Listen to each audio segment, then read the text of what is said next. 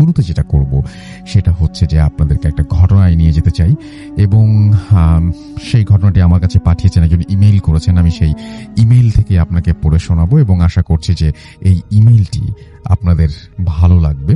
চলুন শুনে আসি ইমেইলটি, এবং যিনি লিখছেন আমি তার মতো করেই বলার চেষ্টা করছি। আশা করছি যে ঘটনাটি আপনাদের ভালো লাগবে।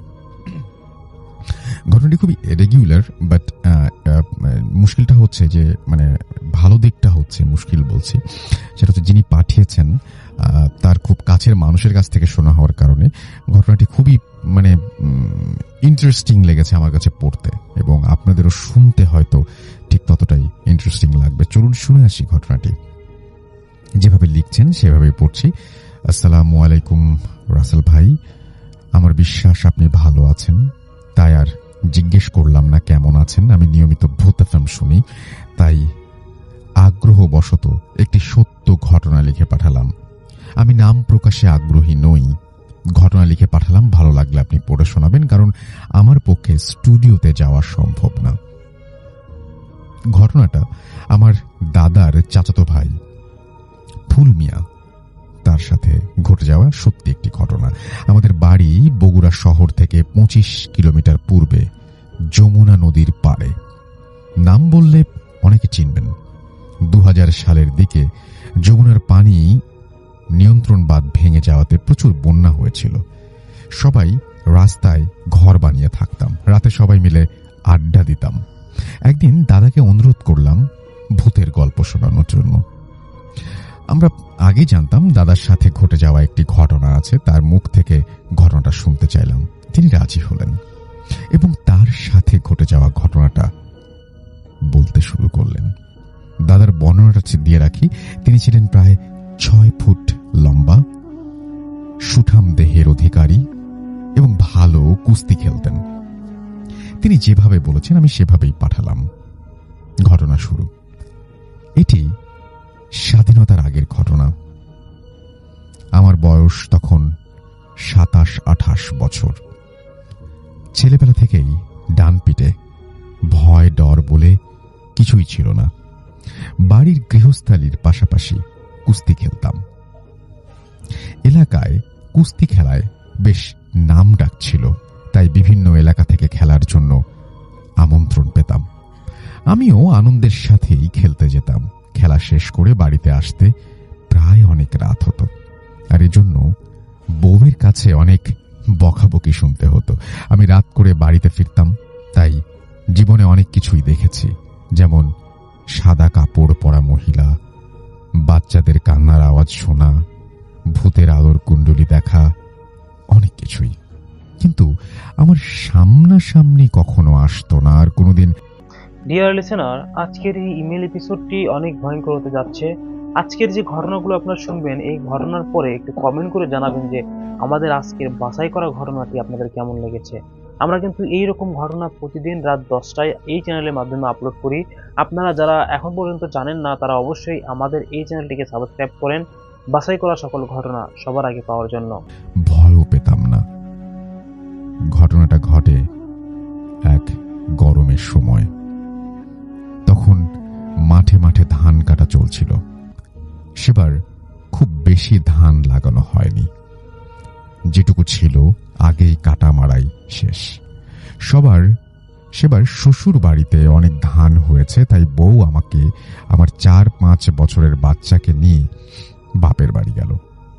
আমাকেও সাথে যেতে পড়ল, কিন্তু আমি গেলাম না। আমাদের কিছু একটা ফসলের খেতে আগাছা নিড়ানির প্রয়োজন, তাই যায়নি। ধান কাটার সময় হওয়াতে কৃষক পাওয়া মুশকিল, সবাই ধান কাটতে ব্যস্ত। যা হোক, অনেক চেষ্টার পর একজনকে পেলাম, নাম আবুল মিয়া। আমরা বাজারের বট গাছের নিচে বসে সব আলাপ সেরে নিলাম। আমি আবুল মিয়াকে বললাম খুব সকালে আমরা কাজ শুরু করব, টাকা কিছু বেশি দেব সকাল সকাল কাজ শুরু করার জন্য। সে রাজি হলো। আমি তাকে বললাম আমাকে যেন সকালে সে ডেকে নিয়ে যায়। কথা বলা শেষে যে যার মতো বাড়িতে চলে আসি। রাতের খাবার খেয়ে উঠানে বসে বিড়ি খেয়ে ঘুমোতে গেলাম। জ্যোৎস্না রাত, অনেক গরম পড়েছে। বিছানায় এদিক সেদিক করতে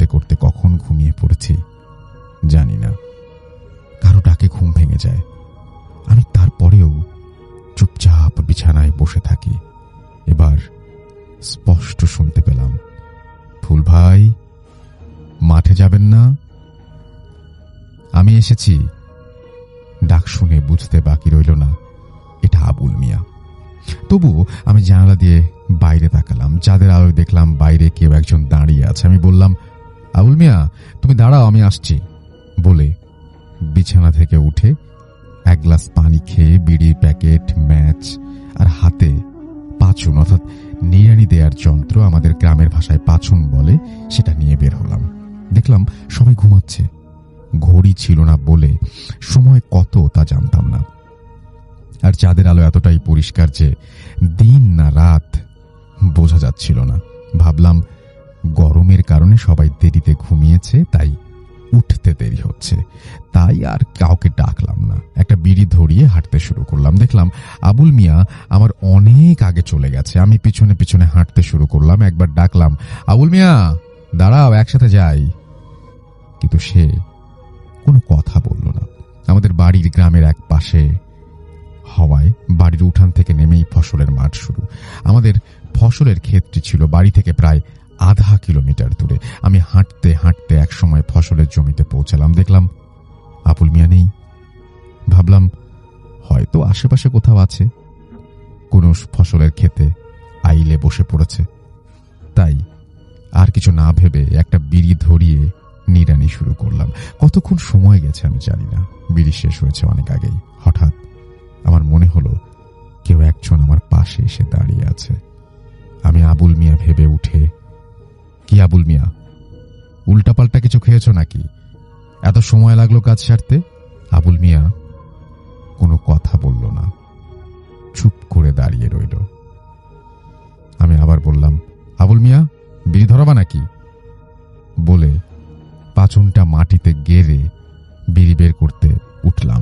একটা মুখে নিয়ে আর একটা বিড়ি আবুল মিয়ার দিকে এগিয়ে দিলাম। আবুল মিয়া বিড়িটা ধরালো না, তাই আমি এবার তার মুখের দিকে তাকালাম। তাকিয়ে শরীরটা ঝাঁকি দিয়ে উঠল। দেখলাম মানুষের মতো আকৃতি, কিন্তু সারা শরীরে বড় বড় লোম।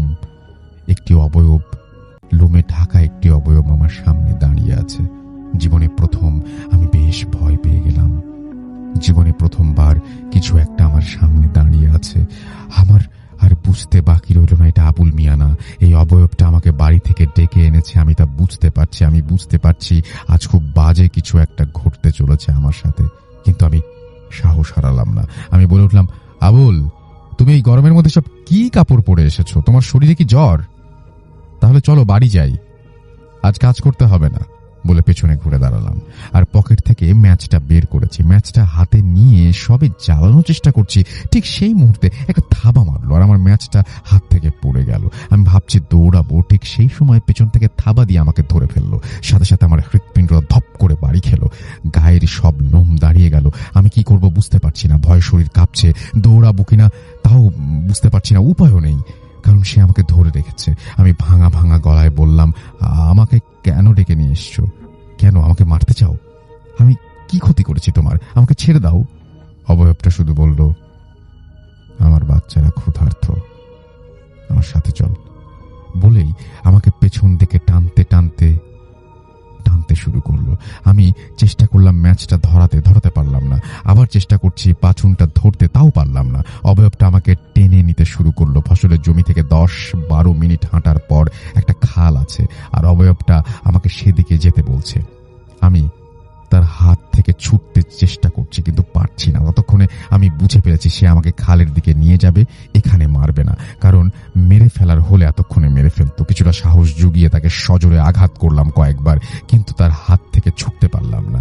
আমি সেটাকে আঘাত করার পর ভয়ঙ্কর রূপ আরো বেশি ভয়ঙ্কর হতে লাগলো। অবয়বটা প্রচন্ডভাবে ক্ষেপে উঠল, চোখগুলো লাল রঙের হয়ে গেল, একটা কর্কশ গর্জন করলো, আমাকে মাটিতে ছিটকে ফেলে দিল। আমার হাত পা দুটি টানতে শুরু করলো। আমি শরীরের সমস্ত শক্তি দিয়ে প্রতিরোধ করার চেষ্টা করলাম, কিন্তু তার শক্তির সাথে পেরে উঠলাম না। আমি প্রচন্ড রকম ভাবে চিৎকার করতে লাগলাম, কিন্তু কে শুনবে আমার চিৎকার? আশেপাশে তো কোনো জনমানব নেই কোনো ঘরবাড়ি। সে আমাকে টেনে নিয়ে যাচ্ছে আর আমি চেষ্টা করছি তার হাত থেকে বাঁচতে। আমি আবারও শরীরের সমস্ত শক্তি দিয়ে তাকে বাম পা দিয়ে লাথি মারলাম। এবার সে আমাকে ছেড়ে দিল। আমি দাঁড়িয়ে দৌড়াতে চাইলাম, কিন্তু পারলাম না। অবয়বটা আমার হাত আবার ধরে ফেললো আর এবার সে ভয়াবহ দেখাতে শুরু করলো। আমার পা দুটি ধরে কাপড় কাচার মতো করে কয়েকবার মাটিতে বাড়ি দিল। আমি প্রচন্ড ব্যথা পেলাম, শরীরের সমস্ত শক্তি হারিয়ে ফেললাম, নিস্তেজ হয়ে গেলাম। এবার চিৎকারও করতে পারছি না। সে আমাকে টানতে থাকলো। আমি আমার পিঠে প্রচন্ড রকমের ব্যথা পাচ্ছিলাম, শুধু ভাবছিলাম এটাই আমার জীবনের শেষ রাত, আজ আমার মৃত্যু নিশ্চিত। আমার শরীরের সমস্ত কাপড় ছিঁড়ে গেছে, পরনের লুঙ্গি খুলে পড়ে গেছে। আমি দোয়া পড়ছি কিন্তু কোনো কাজ হচ্ছে না, কারণ আমার শরীরে কোনো কাপড় নেই। ততক্ষণে অবয়বটা আমাকে টানতে টানতে খালের পাড়ে নিয়ে এসেছে। আর মাত্র ৩-৪ হাত নিতে পারলেই আমাকে নিয়ে খালের পানিতে তলিয়ে যাবে। আমি চাঁদের আলোয় দেখতে পারলাম খালের পাড়ে একটা খুঁটি গাঁড়া, সম্ভবত মাঝিদের নৌকা বাঁধা খুঁটি। আমি জীবনের শেষ চেষ্টা করলাম, 2 হাত দিয়ে খুঁটিটা শক্ত করে ধরলাম। অবয়বটা আমাকে প্রচন্ড টানতে শুরু করলো আর হাত ছিঁড়ে যাবার উপক্রম হলো, কিন্তু আমি কোনোভাবেই খুঁটিটা ছাড়লাম না। কিন্তু বিধিবাম দেখলাম খুঁটিটা টানের চোটে হেলে পড়েছে। আমি শুধু শেষবারের মতো বললাম, আল্লাহ আমাকে মাফ করে দিও। আর মাত্র একটা টান দিলেই খুঁটিটা মাটিতে পড়ে যাবে আর অবয়বটা আমাকে নিয়ে চলে যাবে খালের ভেতরে। ঠিক সেই মুহূর্তে খালের পশ্চিম পাড়ের দূর মসজিদ থেকে আল্লাহু আকবার ধ্বনি ভেসে আসলো। আজানের ধ্বনি শোনা মাত্র অবয়বটা আমাকে ছেড়ে দিল আর পানির নিচে চলে গেল। যাওয়ার আগে বলে গেল, তোর কপাল ভালো, আমার বাচ্চারা ক্ষুধার্তই থেকে গেল। আমি খালের কিনারা থেকে দৌড়াবো সেই শক্তিটুকুও হারিয়ে ফেলেছি। আমি কোনো রকমে হামাগুড়ি দিয়ে খালের পাড় থেকে উপরে উঠতে পারি। কত দূরে গিয়েছিলাম জানি না, আর কিছু বলতে পারবো না। যখন আমি চোখ খুলি দেখলাম আমি আমার বিছানায়, আমার বাবা মা বউ বাচ্চা সহ অনেক লোকজন আমার পাশে। আমি জানতে চাইলাম বেলা কত। মা বললেন বিকাল। আমার সমস্ত শরীরে প্রচন্ড ব্যথা এবং জ্বর। আমার সমস্ত শরীরে অনেক জখম, সমস্ত পিঠ ছিলে গিয়েছিল। পরে জানতে পারি সকালে জেলেরা আমাকে খালের কিনারে অজ্ঞান অবস্থায় পেয়ে বাড়িতে দিয়ে যায়। আমার সুস্থ হতে 1 মাসেরও বেশি সময় লেগে যায়। সেই দিন সন্ধ্যাবেলা কয়েকজন কৃষক কাজ শেষে খালে গোসল করতে নামে এবং একজন কৃষক পানিতে ডুবে যায়। অনেক চেষ্টা করেও তার লাশ পাওয়া যায় না। 2 দিন পরে সেই ব্যক্তির লাশটা খালের জলের ওপর সাদা ফ্যাকাশে অবস্থায় ভাসতে দেখা যায়। ঘটনার কিছু বছর পরে জায়গাটা যমুনা নদীতে ভেঙে যায়। আবার 1998 সালের দিকে চর জাগে। কিন্তু আশ্চর্যের বিষয় হচ্ছে সেই খালটা ঠিক একই জায়গাতে সৃষ্টি হয়েছে। চরে জনবসতিও গড়ে উঠেছে, কিন্তু সেই খালে এখনো অনেক ঘটনাই ঘটে চলেছে। ঘটনার সত্যতা কি দাদার কাছে জিজ্ঞেস করাতে তিনি তার পিঠের কাপড় উঠিয়ে আমাদের তার পিঠের কাটা দাগগুলো দেখিয়েছিলেন এবং আমরা সবাই তা বিশ্বাস করেছি। গুছিয়ে লিখতে পারলাম না, ভুল হলে ক্ষমা করবেন। ভূত এফএম এভাবেই চলুক সারা জীবন। মোবাইল দিয়ে অনেক কষ্ট করে ঘটনাটি লিখেছি, প্রচার করলে খুব খুশি হব। আমার মায়ের কাছে আরো অনেক ঘটনা আছে, আপনি চাইলে লিখে পাঠাবো। যেহেতু এরপরে তিনি নাম ঠিকানা সবকিছু দিয়েছিলেন এবং তিনি তা প্রকাশ করতে চান না, আমি প্রকাশ করলাম না। তিনি নাম ঠিকানা, গ্রাম, থানা, জেলা এবং মোবাইল নাম্বার শেয়ার করেছেন। এরপরে থ্যাংক ইউ ভেরি মাচ। আপনার এই ঘটনাটা আসলে আমার কাছে পড়তে অনেক ভালো লেগেছে। এখন চলে যাব আমাদের যে নতুন অতিথি আছেন তার কাছে, এবং আপনি প্রথমেই শুরুতে যেটা করবেন সেটা হচ্ছে আপনার নামটা একটু বলবেন, তারপর আপনি কি করেন সেটা বলবেন, তারপর আপনি কোথা থেকে আসছেন সেটা বলবেন, তারপর আপনার ঘটনায় যাব। জি, আপনার নামটা একটু বলবেন। আমার নাম মোহাম্মদ হেলাল উদ্দিন। জি, আমি উত্তরা 13 নম্বর সেক্টর থেকে এসেছি। আমি আমার ব্যবসা দর্জি কাজ করি। দর্জির কাজ করেন, আচ্ছা। আপনার ঘটনায় চলে। আসসালামু আলাইকুম। ওয়ালাইকুম সালাম। জি, আমি শুরুতে যেটা বলবো আমার গ্রামের বাড়ি ঘটনা, এবং সেটা আমার পরিবারের মধ্যে। জি, আমি ছোট, তখন বয়স বেশি না কম না, 17-18 এর মধ্যে হবে। জি, আমার আম্মাই আমার বুদ্ধি হওয়ার আগের থেকে আমার আম্মাকে জিনে ধরে রাখছিল। আচ্ছা। তো জিনে ধরে রাখছিল এরকম ভাবে, জিনে ধরে আগের কবিরাজ তো খুব কম ছিল, কবিরাজটা খুব কম ছিল। তো যাই হোক, আমার নানা নানি বংশের মধ্যে আমাদের সবকিছু, বিশেষ করে ডাক্তার, কবিরাজ বা ম্যাজিশিয়ান, এগুলো সবই আছে, আমার মামারাই সব। জি। তো আমার মামা আমার মাকে ওই ইয়া করে আর কি, ঝাড়াফু দেয়।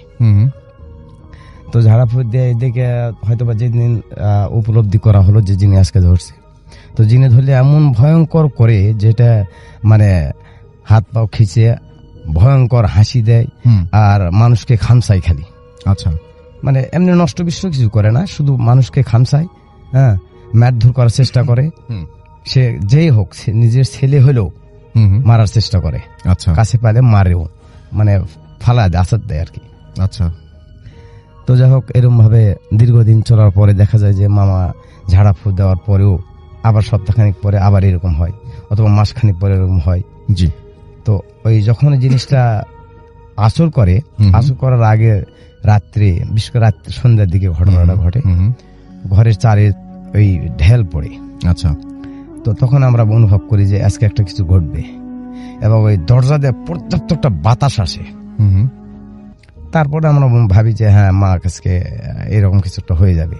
তো মার কাছে গেলে পালা বসে আছে, ঠিক নামাজ পড়তে যেভাবে যে সিস্টেমে বসা হয়, বসে দুলতিছে আর সময়তে হাসতিছে, হাত পাও খিঁচতিছে। এর কাছে আমরা ভয়ে কেউ যাই না, মানে আগে যে ইয়া করতো, মারার চেষ্টা করতো বা মারতো, সেটা নিজের স্বামী অথবা বাবা হলেও ছাড়তো না। আচ্ছা।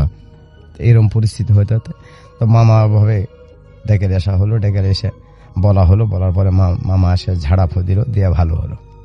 পরে সপ্তাহখানিক পরে আবার এরকম, তখন আমার একটু মানে আমি আবার একটু আমার একটু মানে প্রতিবন্ধী টাইপের আমি আর কি। আপনারা খেয়াল করছেন জানি না, যা তারপরে আমি বলতেছি। তো আমার রাগ একটু বেশি। আচ্ছা। হঠাৎ করে রাগ উঠে গেল মামার উপর, যে আজকে একটা কিছু করব। আর মামা যেগুলো করে এগুলো সব মিথ্যা। তাছাড়া মা যখন ও আসে ঝাড়াফু দিলে ভালো থাকে, সপ্তাহখানিক ভালো থাকে, আবার পরে দেখা যায় আবার পরিস্থিতি ওই রকমই। আচ্ছা। তো সন্ধ্যার দিকে আমি মামার বাড়িতে গেলাম। মামার বাড়িতে যা বাড়ির মধ্যে ডাইরেক্ট কারোর সাথে কোনো কথা না বলে বাড়ির মধ্যে একটা দাও, অর্থাৎ মাছ কাটা বা তরকারি কাটা একটা দাও নিয়ে এসে, তো যে কথা বলি না, একটা কথা বলে রাখি, সেটা হলো বাড়ির পাশে একটা জঙ্গল, বন জঙ্গলের মধ্যে বিশাল জঙ্গল, ওর মধ্যে একটা কাঁঠাল গাছ। তো কাঁঠাল গাছের বেশি উঁচু না, মোটামুটি 3-4 হাত উঁচু হবে, এরকমে প্রায় 17-18টা মাথা বান্ধা আছে, মানুষের মাথা। তো আমার মামা আবার বড় কবিরাজ, আমরা যেটা শুনেছি যে অনেক আগে, তো ওই সাপে কাটা রুগী হলো ভালো করে পেটতো। আচ্ছা। তো ওই বৃহস্পতিবারে আর শনিবার রবিবারে মানুষ যেগুলো গলাত ফাঁস দিয়ে লোক মারা গেলে ওগুলো মাটিতে রাখলে ও রাত্রে ও চুরি করে ইয়েটা মাথাটা কেটে নিয়ে আসে। নিয়ে এসে ওগুলোতে ওই কবিরাজ যে হোক ওর যেটা প্রয়োজনে সেটা ব্যবহার করে। তো আমরা নানা নানির বাড়িতে গেলে ভালো দেখি, ওই জঙ্গলের মধ্যে তো সহজে কেউ যায় না। তা আমরা বাড়িতে নানা নানির বাড়িতে অনেকদিন পরে যাই, গেলে ওদিকে যাই দেখার জন্য। সাদা কাপড় দিয়ে ওই মাথাগুলো বান্ধা আছে। তো যাই হোক, আমি ওই আগের ঠেলাতে আমি গেলাম নানার বাড়ি, যাওয়ার পরে বাড়ির মধ্যে থেকে একটা দাও নিয়ে এসে 3টা মাথা আমি এখানে এক কূপে, মানে এক কূপ বলতে 3 কূপ লাগিয়েছে, কেটে মাটিতে ফালাই দিছি। মাটিতে পড়ে গেছে। পড়ে যাওয়ার লগে লগে এমন একটা ভয়ঙ্কর একটা হাসির আওয়াজ, ওই হাসিটা আমি হঠাৎ মানে হতভম্ব হয়ে গেলাম যে আশেপাশে কেউ নাই, ব্যাপার কি। আমি তো অস্থির মানে পারতেছি না চিল্লা উঠবে আর পারতেছি না সরে যাবারও, এরকম একটা হাসি। আমি তো চুপ করে পাশের গাছের ছায়ার দাঁড়ায় থাকলাম। তো হাসির আওয়াজে নাকি আমার মামা বা প্রতিবেশী সবাই জানা বেড়াতে, অন্য কেউ আসেনি, মামায় আস্তে করে আসলো। আইসা দেখে যে আমি পাশে দাঁড়ায় আছি। আচ্ছা। তো কি ব্যাপার হেলাল, তুমি এখানে? আমি মামার সাথে একটু রাগ হইলাম, একটু যদিও ভয়ে আমি তো অস্থির, রাগ করলাম। রাগ করার পরে আমাকে ধরে নিয়ে আসলো, ধরে নিয়ে এসে বাড়িতে আসার পরে তো কি হচ্ছে, আমি তখন বললাম যে মামা, আমার মাকে আবার এরকম ইয়া করছে, আমার মাকে আবার ভূতে আসর করছে। তো এরপরে যদি আমার মাকে ভালো না করে তাহলে তোমার সব কয়টা মাথা কেটে বস্তা ভরে দেয়, আমি কিন্তু পুষ্করিণীতে ফালাই দেবো। তো বলছে ঠিক আছে বাবা, তুই রাত্রি ঘুমা, সুস্থ হয় ঘুমা, সকালবেলা ব্যবস্থা একটা হবে নি। তাহলে এত রাত কি করবে? এই সারা রাতটা কি মা কষ্ট পাবে? কারণ কোনো অসুবিধা হবে না, আমি এখান থেকে মন্ত্র পড়ে দিছি। তা ভালো, আমি আর কোনো করলাম না। মা বাড়িতে নিয়ে যাওয়ার পরে আমাকে বাইরের আগেকার একটা জি নানি আবার বাইরে একটা কলস থাকতো, জি ওই কলসে পানি থাকতো, পানিটা দিয়ে আমার একটু খাওয়াইলো। আচ্ছা, ভয় পাইছি এই ভয়ে, এই কারণে। তো রাত্রে আমি নানানের বাড়িতে ঘুমাইলাম। তো ঘুমানোর অনেক পরে মানে ঘুম এসে, এরপরে কতক্ষণ পরে সেটা তো বলা মুশকিল। তা মামা আমার স্বপ্নে আমি দেখতেছি যে মামা আমার মাথায় কেটে নিয়ে যাচ্ছে। জি তখন আমি চিল্লা উঠলাম। উঠাতে আমার পাশের নানি নানা ছিল, ওরা সবাই বলবে কি ব্যাপারে হেরাল, কি হয়েছে? তাই আমি বললাম যে নানি এই ঘটনা, তো অসুবিধা নেই, তো ঘুমে। তো সকালবেলা উঠলাম, উঠার পরে মুখ হাত দিয়ে মামার কাছে বললাম যে মামা এই ঘটনা যাওয়া লাগবে তাহলে। তো মামা বলছে যে এখন যাবো না নি, তাহলে তুমি যাও, এগুলো বাজার থেকে কিনে নিয়ে আসো, আমি দুপুরের দিকে যাবো নি। তো আমি বাড়িতে এসে দেখি যে মার ওই অবস্থা, একই অবস্থা। আব্বা বললো কেন, কি এলো, রাত্রে আসো, কথা আসিস নি? তাহলে আমি বাড়ির যা, তো মামার বাড়ির যা অন্যরকম একটা ঘটনা ঘটাছি, যার জন্য মামা আসেনি।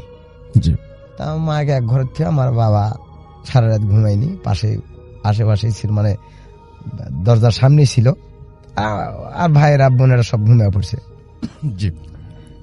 তো যাই হোক, এরপরে মামা আসলো, মামাও খুব, আব্বাও মামার উপর রাগ। যাই হোক, এইভাবে যাতে ঝাড়া ফু দিল। এর মধ্যে মামা আসার পরে, মামা আসতেছে, তখন আমার মায়ে বলতেছে, এই আমার মামার নাম হলো আব্বাস, এই আব্বাস তুই আমার কিছুই করতে পারবি না, তুই যা, তুই এখান থেকে সর, তুই আমার কিছুই করতে পারবি না। তখন তোর ভাগনা যে ক্ষতিটা করছে আমার, তোর ভাগনারও রেহাই না, তোরও রেহাই না, তোর আমি কিছুই করতে পারবি না, তুই যা, এ রুগী ভালো হবে না, তোর রুগীরও ক্ষতি হবে, তোর ভাগনারও ক্ষতি হবে, ভাগনা যে আমার ক্ষতি করছে এর তুই খেসারত দিতে পারবি না, তুই আমার ওই রুগী তুই ভালো করতে পারবি না। তারপরে মামা বললো যে ঠিক আছে, তুমি বড় একটা আমরা গ্রামগঞ্জে যেটা পান্টি বলি, বাঁশের ছড়ি, লাঠি নিয়ে এসে দিল, আর সর্ষের তেল কিছু আমার বললো যে সর্ষের তেল নিয়ে আসো। তো আমার মারই কিনি, এই যে হাতের কিনি লোকটা রশিদা বাঁধলো, চিকন রশিদা বাঁধা, ওই পান্টি দা বাড়ি যেমন তার চিল্লা ওঠে। তো যাই হোক, শেষ পর্যন্ত একটা আমার বললো যে একটা বোতল নিয়ে এসো, আর কোনোদিন এ আসবে না, বোতল নিয়ে এসো, ঝাড়া ফুঁ দিয়ে বোতলের মধ্যে দিল। বোতল বললো যে এরকম ব্যাপার, বোতল ডালিয়ে যায় এমন জায়গায় ফেলে রাখবা যে কোনোদিন যেন বোতল কেউ না পায় বা দেখতে না পাওয়া যায়।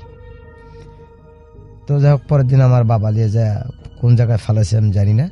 তো আমার আজকের এই হিস্ট্রিটা ছিল আর কি।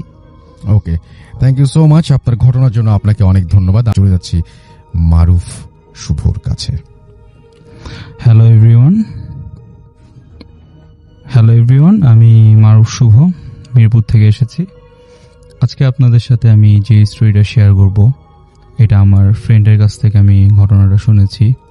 ঘটনাটা ঘটেছে আমার ফ্রেন্ডের বড় ভাইয়ের সাথে, তাদের গ্রামে। তো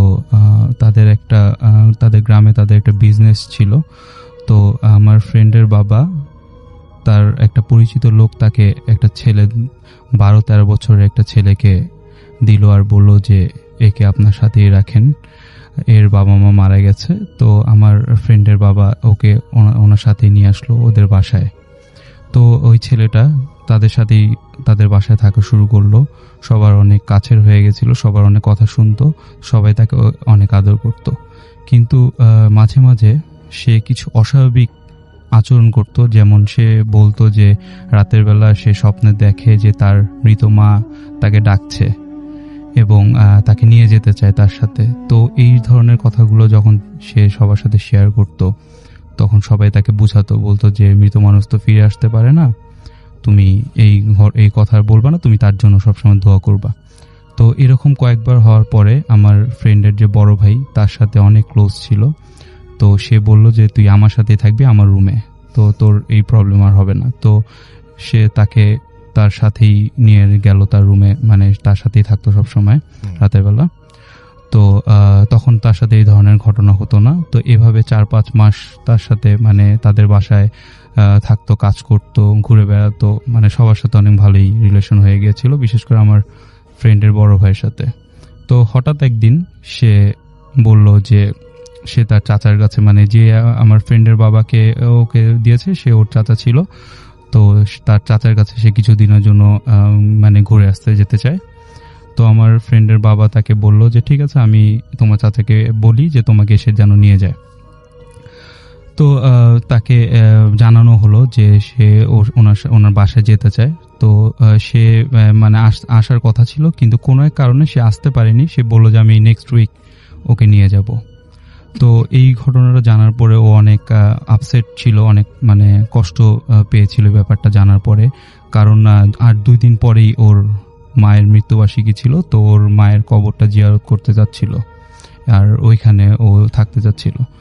তো সবাই তাকে বুঝালো, আমার ফ্রেন্ডের বাবা তাকে বলল যে তুমি চিন্তা করো না, আমরা এখানে একটা মিলাদ করে নিব তোমার আম্মুর মৃত্যুবার্ষিকীর দিন।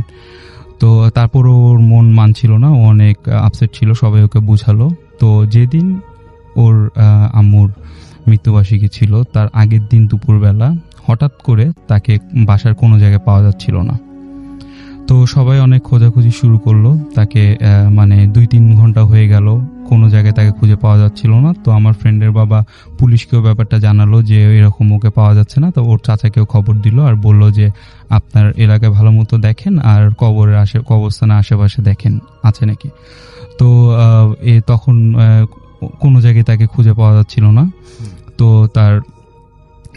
তাদের এলাকায় ভালো মতো খোঁজ নিল, ইয়ে করলো। আমার ফ্রেন্ডের ভাইও অনেক জায়গায় খুঁজলো, কিন্তু তাকে পাওয়া গেল না। 3-4 দিন হয়ে গেল।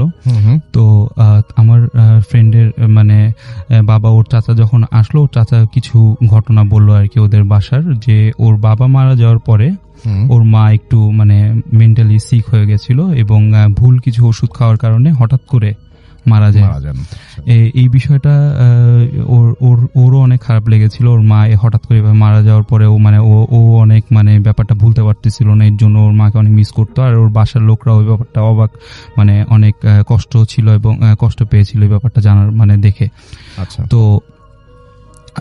তারপরে যখন মানে ওর চাচা চলে গেল, তারপরে ওকে প্রায় 4-5 মাস খুঁজে পাওয়া যাচ্ছিল না। তো আমার ফ্রেন্ডের যে বড় ভাই, তার এসএসসি পরীক্ষার সামনে ছিল এবং মানে তাকে এতটাই ইয়ে করতো যে মানে রাতের বেলাও স্বপ্নেও ওকে কয়েকবার দেখেছে যে ও মানে হাঁটতেছে, ইয়ে করতেছে, এরকম করে মানে ঘুম থেকে উঠে সবাইকে বলতো ব্যাপারটা যে আমি ওকে দেখছি। তারপর সবাই ওকে মানে অনেক সান্ত্বনা দিল যে সমস্যা নেই, ওকে আমরা খুঁজে পাবো, তুমি ইয়ে করো না, আমরা সবাই ওকে খুঁজতেছি। তো সে তার এসএসসি পরীক্ষা ছিল, এসএসসি পরীক্ষা শেষ হলো। পরীক্ষা শেষ হওয়ার পরে তার সে যে ফ্রি টাইমটা পেয়েছিল, সে বাইরে যখনই যেত তখনই যেখানেই যেত সে খুঁজতে থাকতো ওকে সবসময়, যে ওকে পাওয়া যায় নাকি। এরকম করে প্রায় 9 মাসের মতো কেটে গেল, আরো 3 মাস কেটে গেল। তো তারপরে হঠাৎ একদিন রাতের বেলা সে মানে তার বাসার রুমের মানে তাদের বাসায় ভালো লাগছিল না। তো তাদের বাসা থেকে সামনে একটা তাদের বাগানের মতো ছিল, ওখানে ফল গাছ ছিল, ফুলের গাছ ছিল অনেক। তো ওই বাগানের ওই সামনে দিয়ে সে হাঁটাহাঁটি করছিল। তো চাঁদের আলোতে তখন রাত প্রায় 10:30-11টা বাজে। তো রাত 10:30-11টা তো গ্রামে অনেক রাত, তো কেউই ছিল না তখন। তো সে দেখলো চাঁদের আলোতে যে ওই ছেলেটা ওর বাসার যে ছেলেটা, ওই ছেলেটার নাম ফিরোজ ছিল। ওই ছেলেটাই ওই বাগানের মানে একটা মেহেন্দি গাছ আছে, ওই মেহেন্দি গাছের পাশে বসে আছে। ফার্স্টে উনি খেয়াল করতে পারেনি। উনি বলল যে মানে দেখলো যে কেউ একজন ওখানে বসে আছে। পরে তখন সামনে গেল, তখন গিয়ে দেখলো যে ওই ছেলেটা ওখানে বসে আছে। তো ওকে দেখে তো অবাক, যে তোকে আমরা এতদিন ধরে খুঁজতেছি, কোনো জায়গায় পেলাম না, পুলিশ তোকে খুঁজতেছে, পাচ্ছে না, তুই কই ছিলি? সে কোনো উত্তর দেয় না। তাকে অনেকবার মানে ঝাড়ি টাড়ি দিয়ে অনেক বললো যে তুই চল বাসায় যাবি। যখন তার হাত ধরলো রাসেল ভাই, মানে পুরো হাত ঠান্ডা। হাত ধরে যখন টান দিয়ে তাকে বাসায় নিয়ে যাবে, সে জাস্ট একটা কথাই বলল, আমি তোমার সাথে বাসায় যেতে পারবো না, আমি তোমাদের থেকে অনেক দূরে চলে গেছি। পরে এটা যখন শুনলো, সে বলল যে কি বলতিস তুই? বলে যে আমি আর বেঁচে নেই। আচ্ছা, এটা যখন বললো যে আমি আর বেঁচে নেই, আমার ফ্রেন্ডের ভাই অবাক হলো আর মনে করলো যে ও যে ব্যাপারটা দুষ্টামি করতে, বললো যে দেখ তুই টেনশন করিস না, আমরা বাসায় সবাইকে বলবো যে তুই একটা প্রবলেমের মধ্যে ছিলি, তুই তোকে কেউ কিছু বলবে না, তোর চাচাও তোকে কিছু বলবে না, তুই আমার সাথে চল। সে বলছে যে না, তুমি আমাকে অনেক খুঁজেছ, অনেক ইয়ে করেছো, আমি জানি, আমি তোমার সাথে যেতে পারবো না, আমি তোমাদের থেকে অনেক দূরে চলে গেছি, আমি আর এই দুনিয়াতে জি আমি আর এই দুনিয়াতে বেঁচে নেই, আমি কিভাবে আমার মৃত্যু হয়েছে আমি তোমাকে এখন বলতে পারবো না, জাস্ট তুমি আমার একটা কাজই করো, তুমি আমার জন্য একটা গায়েবী জানাজা দিয়ে দিও। আচ্ছা। তো এটা বলে ও জাস্ট আস্তে আস্তে ছোট হয়ে গেল আর ভ্যানিশ হয়ে গেল। এই দৃশ্যটা দেখার পরে আমার ফ্রেন্ডের ভাই অনেক ভয় পেয়ে যায়, ওইখান থেকে দৌড় দিয়ে বাসায় আসে, বাসার সবাইকে কেউ কেউ ঘুমিয়ে গেছিল, ঘুম থেকে উঠে ব্যাপারটা বলে যে আমি ওকে দেখেছি এবং আমাদের একটা জানাজা দেওয়া উচিত। কিন্তু ওর কথা কেউই বিশ্বাস করলো না, বললো যে তুমি ওর ব্যাপারে আর চিন্তা করো না, ওকে আমরা খুঁজে পাবো, একটা জীবিত মানুষও তো বেঁচেও থাকতে পারে, ওকে ওর কেমনে আমরা ওর জানাজা দিব বলো। পরে ও বললো, মানে উনি কাউকে বিশ্বাস করাতে পারছিল না যে সে এই জিনিসটা দেখেছে। তো তাকে সবাই শান্ত করলো যে তুমি বিষয় চিন্তা করো না, আমরা কালকে সকালে এই বিষয়ে কথা বলবো, তুমি এখন ঘুমিয়ে পড়ো। আচ্ছা। তো এই বিষয়টা 2-3 দিন পরে সে মানে ঘুমে স্বপ্ন দেখছে যে কিছু মানুষ দাঁড়িয়ে আছে, মনে হচ্ছে যে কারো জানাজা পড়ছে, এই টাইপের কিছু দেখছে। তো তখন যখন এই জিনিসটা যখন সে দেখলো, সে তখন বুঝে গেল যে না, এই জিনিসটা তাকে করতেই হবে, জানাজাটা দিতেই হবে। তো এই ব্যাপারটা সে তার ফ্রেন্ডের সাথে শেয়ার করলো, ফ্রেন্ডকে বললো যে মানে ওই এলাকার একটা হুজুর তার সাথে এই বিষয়ের কথা বলার জন্য গেল, তাকে ব্যাপারটা জানালো যে আমি এই ঘটনাটা দেখেছি, আমি এই ঘটনাটা আমার সাথে হয়েছে, আপনি আমার সাথে একটু চলেন আর ওর জানাজাটা একটু দেন। আচ্ছা। পরে হুজুরকে অনেক বলার পরে হুজুর তার কথা বিশ্বাস করে বললো যে হ্যাঁ আমি ওর জানাজাটা দিব। পরে সেই জায়গায়, যে জায়গায় ওকে দেখেছিল রাসেল ভাই, ওই মেহেন্দি গাছের পাশে ওর মানে ও ছিল, ওর সাথে আরো 2-3 ফ্রেন্ড ছিল, তারা ওই ছেলের জানাজাটা দিল। তারপর থেকে ওকে আর কোনো সময় সে স্বপ্নেও দেখেনি, এমনিও দেখেনি। এটাই ছিল আমার ঘটনা রাসেল ভাই। Thank you so much. আপনার ঘটনার জন্য আপনাকে অনেক ধন্যবাদ এবং আশা করছি যে এই ঘটনাটি আপনাদেরও ভালো লেগেছে। এখন যেটা করব, আমাদের প্রথম অতিথির কাছে আরো একবার যাব এবং তার আরো একটা ঘটনা আমরা শুনে আসবো। আশা করছি এই ঘটনাটি আপনাদের ভালো লাগবে। আপনার নামটা প্লিজ আরো একবার বলবেন, তারপর আপনার ঘটনায় যাব। হ্যালো এভরিওয়ান, আমি মারুফ শুভ, মিরপুর থেকে এসেছি। জি। এখন আপনাদের সাথে যে স্টোরিটা শেয়ার করব, এটা আমার একটা ফেসবুক ফ্রেন্ড আমার সাথে শেয়ার করেছিল। তো এই ঘটনাটা ঘটেছে তার গ্রামের বাড়িতে। তো তাদের গ্রামে একটা অ্যাবান্ডেন্ট বাসা ছিল, যে বাসার মধ্যে কেউই থাকতো না, আর বাসার মালিক যারা ছিল তারা সবাই রাশিয়াতে থাকতো। আচ্ছা। তো সেই বাসায় মানে অনেক ধরনের বাসা নিয়ে অনেক ইয়ে ছিল, যে বাসায় খারাপ জিনিস আছে এবং এলাকার মানুষ ওই বাসা নিয়ে অনেক মানে ভয় থাকতো। তো এলাকার হুজুররাও ওই বাসাটাকে ইয়ে করতো। তো যে বাসার যে মালিক, তো সে এই জিনিসটা যখন সে জানতে পারলো যে ওই বাসায় কেউই থাকতে চায় না বা ভাড়াও দিতে পারতো না বাসাটা, তো সে দেশে আসার পরে সে তার গ্রামে গিয়ে এলাকার হুজুরদের সাথে কথা বললো। তারা বললো যে না, এই বাসাটা আসলে ঝামেলা আছে। তো সে ঢাকায় গিয়ে ঢাকার 2জন হুজুরের সাথে কথা বললো। তো একটা হুজুর বলল যে ঠিক আছে, যেহেতু ওখানে এই ধরনের প্রবলেমের কথা গ্রামবাসীরা বলতেছে, তো আমি ওখানে গিয়ে থেকে দেখতে চাই যে ওখানে কি ঘটনা। তো সেই মানে বাড়ির মালিক বলল যে ঠিক আছে, আপনি যান। আর ওনার সাথে ওনার ওই মসজিদেরই একটা মানে মাদ্রাসা ছিল, মাদ্রাসা থেকে একটা ছেলেকে নিয়ে গেল। তারা 2জন ওখানে গেল। তো ওখানে তাদের থাকার ব্যবস্থা করে দিল। তো ওখানে ওই বাসায় কোনো ইলেকট্রিসিটি ছিল না। তো তারা চার্জার লাইট নিয়ে এবং শীতের সময় তো তারা মশার কয়েল টয়েল নিয়ে ওই বাসায় গেল। তো ফার্স্টের দিন তারা ওখানে থাকলো। 2তলা বাসা ছিল ওই বাসাটা, মানে বাসার ভিতর দিয়ে একটা সিঁড়ি ছিল, যে সিঁড়ি দিয়ে উপরে আর কি যাওয়া যেত। জি। তো তাদেরকে নিচের যে ফ্লোরটা, ওখানে একটা বিছানার মতো ব্যবস্থা করে দেওয়া হলো ওখানে থাকার জন্য। তো প্রথম দিন রাতের বেলা তারা জেগেছিল যে আসলে কি বাসায় কিছু হয় নাকি। তো তারা যখন মানে 11:30 থেকে জেগে বসে আছে, 11:30 থেকে 12:30 1টা পর্যন্ত তারা জেগেছিল যে কোনো প্রবলেম হচ্ছে না, কারণ গ্রামে তো 1টা অনেক বেশি রাত, তো কোনো কিছুই সেখানে হচ্ছিল না। জি। তো সে তখন ঘুমিয়ে পড়লো। তারা ঠিক 2:30-3টার দিকে মানে হুজুর তার একটা জোনাকি পোকা হুজুরকে ডিস্টার্ব করছিল। জোনাকি পোকা? জি, জি। জোনাকি পোকা তাকে ডিস্টার্ব করছিল। তো কিভাবে ডিস্টার্ব করছিল? মানে তার মানে কানের সামনে আওয়াজ করছিল এবং মুখের মধ্যে মানে অনেক সময় বসতেছিল এই টাইপের আর কি। তো তার ঘুমটা ভেঙে যায়, দেখে যে একটা জোনাকি পোকা তার আশেপাশে ঘুরছে। তো এটা দেখে সে উঠে বসে দেখলো যে পোকাটা জানলা দিয়ে বের হয়ে গেল। তো সেই দিন রাতে তার আর ঘুম আসেনি। তো কিছুক্ষণ পরে ফজরের আজান দিল। তো সে আর তার সাথে যে ছিল তারা দুইজন অজু করে ওই বাসার মধ্যেই নামাজ পড়লো। নামাজ পড়ে ফজরের পরে সকালবেলা ওই বাড়ির মালিককে বললো যে আমরা তো ছিলাম, কোনো প্রবলেমই হয়নি, কিন্তু বললো যে আমরা আরো কিছুদিন ওই বাসায় থাকতে চাই, দেখতে চাই যে আসলে কিছু হয় নাকি। তো সে বললো যে ঠিক আছে আপনি থাকেন, আরো 2-3 দিন থাকেন, সমস্যা নেই। তো দ্বিতীয় দিন হুজুর তো ফুললি শিওর যে এখানে কিছুই হচ্ছে না, এখানে গ্রামবাসীরা এমনি ব্যাপারটা করেছে। তো সে ওভার শিওর হয়ে সে 11টার মধ্যে ঘুমিয়ে গেল ওই দিন। তো ওই দিন যেটা হলো রাসেল ভাই, ওই দিন ঠিক ওই 2:30-3টার দিকেই সেম ভাবে তার প্রথম দিন তার জোনাকি পোকা যেভাবে তাকে ডিস্টার্ব করে ঘুম ভাঙিয়ে দিয়েছিল, সেম ওইভাবেই তার ঘুমটা ভেঙে গেল। তো সে ঘুম থেকে উঠে যেটা দেখলো যে তার পাশে যে মাদ্রাসার ছেলেটা তার সাথে ছিল সে তার সাথে নেই। আচ্ছা।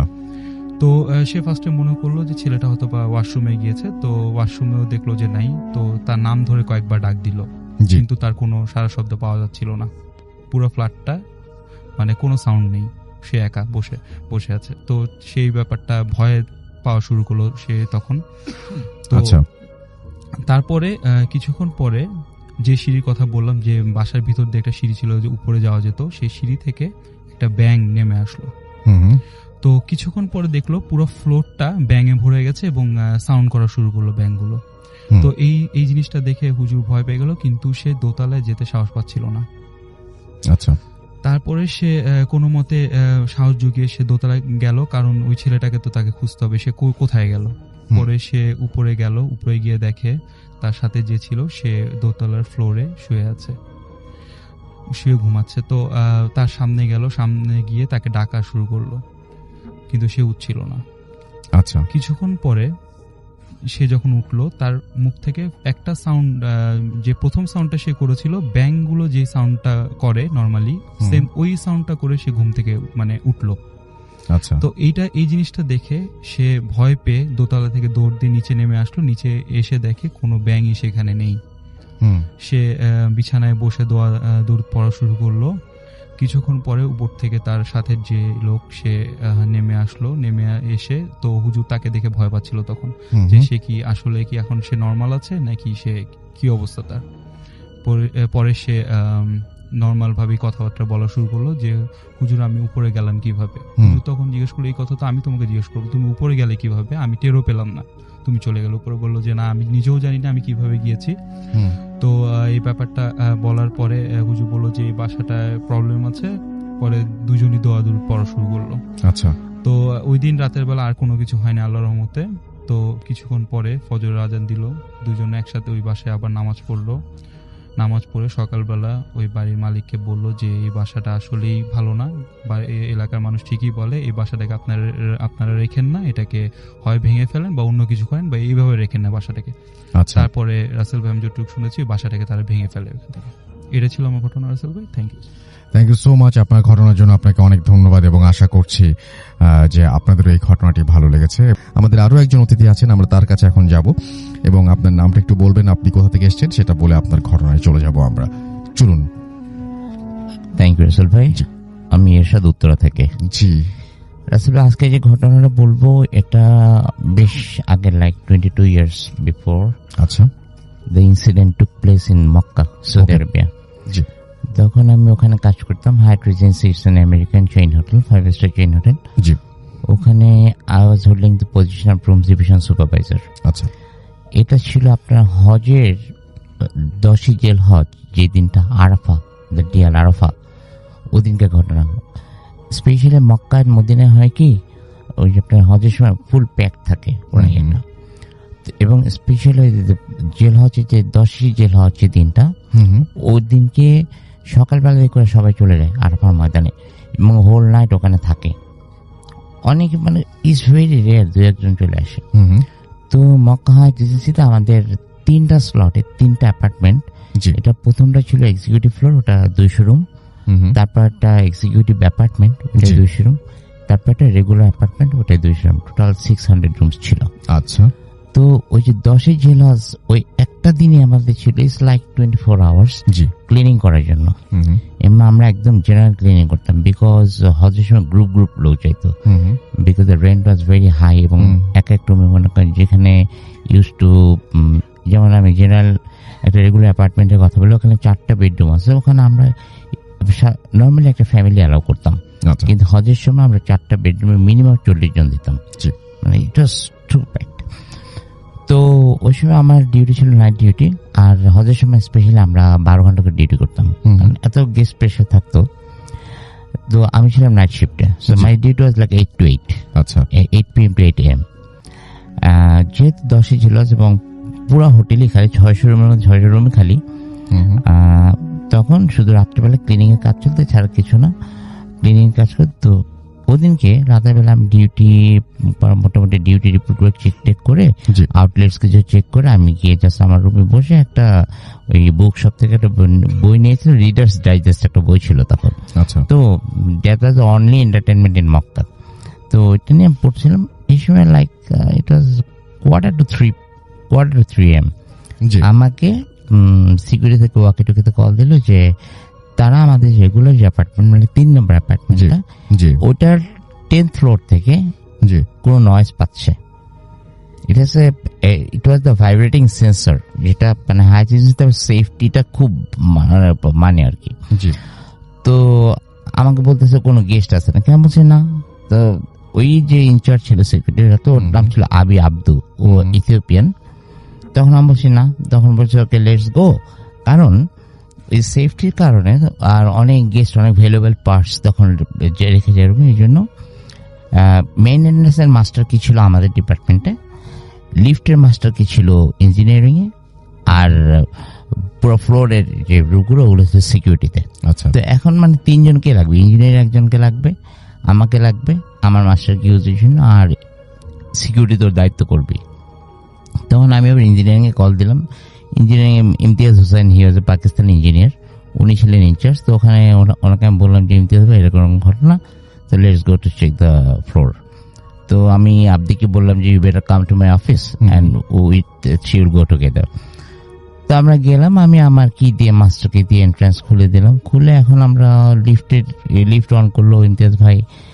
তখন প্রত্যেকটা আমরা ইয়েতে করতেছি, মানে প্রত্যেকটা ফ্লোর একটা একটা করে দেখতেছি। আমরা যতই উপরে যাচ্ছি ইয়েতে নয়েজটা বাড়ছে। এখন ইমতিয়াজ ভাই প্রত্যেকটা ফ্লোরে সুইচ আউট করছেন, 10 নম্বর 10th ফ্লোরে কল নিচ্ছে না, জি। 9th ফ্লোর পর্যন্ত আছে, 10th ফ্লোরে কল নিচ্ছে না। তখন আমরা কি করবো, তখন ইমতিয়াজ বলে যে ওকে আইল সি ইট লেটার, আমরা আগে তাহলে আমরা ইমার্জেন্সি স্টেয়ারকেস দিয়ে আমরা 10th ফ্লোরে যাই। তো আমরা 9th ফ্লোরে নেমে ইমার্জেন্সি স্টেয়ারকেস দিয়ে 10th ফ্লোরে উঠলো। যখন 9th ফ্লোরে আমরা নামলাম, তখন স্পষ্ট শুনলাম যে কোরআন তেলাওয়াত করতেছে সামরি, উপর থেকে আসতেছে শব্দটা। তখন আমি করলাম কি, আমি ইমতিয়াজ ভাই, আমি আব্দুকে বললাম যে লেটস গো টুগেদার, আগে পিছিয়ে যায় না। আর আব্দির একটা আবু আব্দি, যেটা ইথিওপিয়ান সিকিউরিটি ইনচার্জ ছিল, he was very tall but very thin এবং সো টকেটিভ, খামাখাই কথা বলতো, এমনি কথা বলতো। তো ও সে আগে যাবে, আমি ওয়েট। হ্যাঁ, তারপর যখন আমরা মোটামুটি 3 জনে স্টেয়ারকেস 3 জনে একসাথে পার হচ্ছি, 10th ফ্লোরের যে এন্ট্রান্সটা ওটা দেখলাম খোলা, এবং ওই লবিগুলো ছিল অনেক বড়, আর ফ্লোর লবি অনেক বড়, রাইট একসাথে 120 লোক একসাথে দাঁড়াতে পারো। ওখানে দেখলাম রাসেল ভাই, সব এক চেহারার, সব এহেরাম পড়া, সবাই লম্বা, মোটামুটি সাইজাক, নামাজ পড়তেছে। আচ্ছা। নামাজ পড়ে দেখে এটা দেখে আমি আর উপরে উঠতে চাইনি, 3টা স্টেয়ার বাকি ছিল। আমি ইমতিয়াজ ভাই হাত ধরে বললাম কি, ইমতিয়াজ ভাই let's go or let's run from here. Okay. হ্যাঁ, ইমতিয়াজ ভাই ঘুরছে পাকিস্তানি, যেটা ইঞ্জিনিয়ারিং। আব্দু বলতেছে না, আই ওয়ান্না সি। আমি Abdu better come, I wanna see. এটা বলে সে লাভ দিয়ে 3টা সেই টপকে উপরে উঠে গেছে। যখন টপকে উঠে এক পা দিছে ভিতরে, লবির ভিতরে, মানে কি হয়েছে জানি না, সে ওখান থেকে ঘুরে ছিটটা পড়ছে ওয়ালের সাথে, ছিটে পড়ে ওই স্টেজ দিয়ে গড়াইতে একদম স্টেজ যে আমাদের পাটাতনটা ওখানে গিয়ে। আমি আর ইমতিয়াজ কোনোভাবে ওকে ধরে নিয়ে 9th ফ্লোরে টান দিয়ে লিফটের মধ্যে উঠে একদম নিচে। গিয়ে তখন ইফতেজিল বলতে দেয়ার জিন আমি হ্যাঁ স্পর্শীয় জিন। আব্দুর ব্যথা তো পাইছে, এখন ডান চোখটা দেখতেছে না, মানে স্ট্যাপ করছে, থাপ্পড় মারছে ওকে, মানে থাপ্পড় মারছে, কিন্তু কে মারছে এটা দেখি নাই, কোথায় মারছে কোনো কিছু দেখি নাই। তখন আমরা ওখান থেকে ডান চোখ দিয়ে পুরোপুরি ব্লিডিং হইতেছে। আমরা সাথে সাথে হাসপাতালে মোস্তফাল নূর আছে, মক্কা একটা হাসপাতাল, আমাদের হাইটিস দিচ্ছে, আমরা ওখানে যাইতাম আমরা সবাই। তো নিয়ে গেলাম, তো ওর তারপরে 3 দিন পর ডাক্তার বললো যে না, ওর রেটিনাটা ফাইটে গেছে ভিতরে, এই চোখে আর কাজ হবে না, লাস্টে সে ব্লাইন্ড হয়ে যায়। তারপরে 3 মাস পরে ওকে দেশে পাঠায় দেয় হাইটিস থেকে। So it was my story Rasel ভাই। Thank you so much, thank you আপনার ঘটনার জন্য, আপনাকে অনেক ধন্যবাদ। তো লিখছেন, সালাম নিবেন রাসেল ভাই, আশা করি ভালোই আছেন। আমি মোহাম্মদ সারোয়ার চৌধুরী, নর্থ সাউথ ইউনিভার্সিটির 5th সেমিস্টার বিবিএ ডিপার্টমেন্টে পড়াশোনা করছি। আমার জীবনে ভুতুড়ে ঘটনার সংখ্যা বলতে গেলে অনেকই রয়েছে, একে একে ভবিষ্যতে পাঠিয়ে দেব সময় পেলেই। গত কয়েক মাস ধরে পরিকল্পনা করে রেখেছিলাম, শুধু লেখা হয়ে ওঠেনি, তবে আজকে ভাবলাম লিখেই ফেলি। আর স্টুডিওতে যে আমার বলা হয়ে উঠবে না, নানা কারণে ব্যস্ত থাকি, ভালো লাগলে আপনি পড়ে শোনাবেন। আমার ছোট মা, বোন ও 2 ভাই খুলনা শহরে থাকে। খুলনার একটি আবাসিক এলাকায়, নাম না বললে কৃতজ্ঞ থাকব। বেশ সুন্দর এবং মনোরম পরিবেশ। রাত 9টার পর মানুষ দেখা যায় না বললেই চলে। গত বছর বাসাটি দেখে আম্মুর পছন্দ হয় এবং যথারীতি অ্যাডভান্স করে অগাস্টের 1 তারিখে নতুন ফ্ল্যাটে শিফট হয়ে যায় আমরা। ফ্ল্যাটের কিছুটা বিবরণ দেই।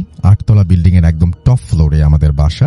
ফ্ল্যাটের 3 পাশেই বারান্দা অথবা বড় জানালা, ডাইনিং রুমে জানালা, বড় জানালা, পাশের কয়েক বাড়ির ছাদ স্পষ্টভাবে দেখা যায়।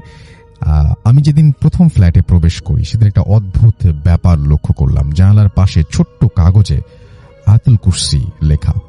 ব্যাপারটিকে তেমন গুরুত্ব না দিলেও পরবর্তীতে আবিষ্কার করলাম প্রতিটি রুমে জানালার পাশেই এমন আয়াতুল কুরসি লেখা। এবার কিছুটা অবাক হলাম। ছোট মামা কিছু না বুঝেই একটা কাগজ তুলে ফেলেছিল। আয়াতুল কুরসি লেখা ছোট কাগজটির টুকরো লাল কালিতে। তো যাক, আমি ঢাকা চলে আসলাম। বেশ কিছুদিন এভাবেই কাটলো। তারপর থেকে সমস্যার শুরু। শীতকালে খুলনায় প্রচন্ড ঠান্ডা পড়লেও আম্মুর মাঝরাতে হঠাৎ গরম লেগে যেত। আবার মাঝে মধ্যে জানালা থেকে গরম দমকা হাওয়া কোথা থেকে এসে লাগতো। কখনো বা শীতের রাতে কিচেনের সিঙ্কের কল থেকে হঠাৎই গরম পানি আসতো। আবার কখনো গভীর রাতে ছাদে কেউ দৌড়াদৌড়ি করত। আম্মু মাঝে মধ্যে বাচ্চার হাসি শুনতে পেত, কখনো কান্না। এরকমই ছিল বেশ কিছুদিন। সমস্যা বৃদ্ধি পেল কিছুদিন আগে। গত সপ্তাহে আমাদের এসিটা হঠাৎই নষ্ট হয়ে গেছিল। তো আম্মু বারান্দার গ্লাস এবং জানালার সবই খোলা রেখেছিল। আর রাত আনুমানিক 3:30 তখন হঠাৎ একটা বাচ্চার কান্নায় আম্মুর ঘুম ভেঙে গিয়েছিল। বারান্দার দিকে চোখ পড়তেই যা দেখলো তার জন্য ঘুমের মাঝপথে আমাদের মানে হঠাৎ করে কান্না, মানে তিনি একজন মানে মানুষের প্রস্তুতি কখনোই থাকতে পারে না। ছোট একটা বারান্দা, ঠিক বারান্দার মাঝখানে বসে কান্না করছে। মুহূর্তের মধ্যে আম্মু লা ইলাহা ইল্লাল্লাহ হু মুহাম্মাদুর রাসূলুল্লাহ পড়তে পড়তে লাইট জ্বালাতে উঠলেন।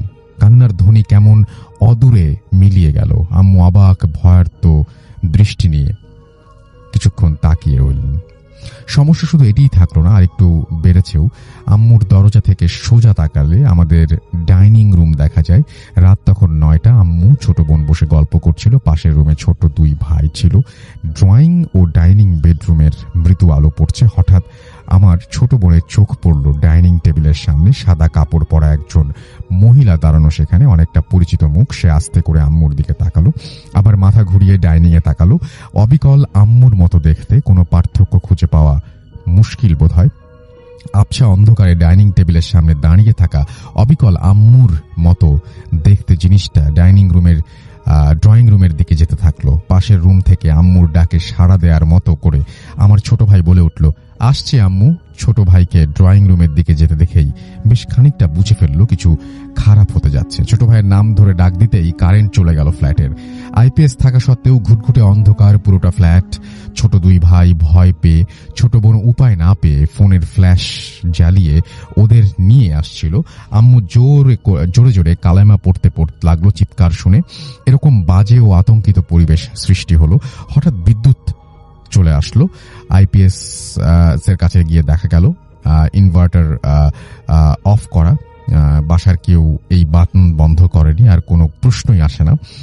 এত ছোট সময়ে কোথা থেকে কি হয়ে গেল কেউ কিছু বুঝতে পারলো না। আমি দ্রুত বাসা বদলাতে বলেছি, কারণ এটা ছাড়া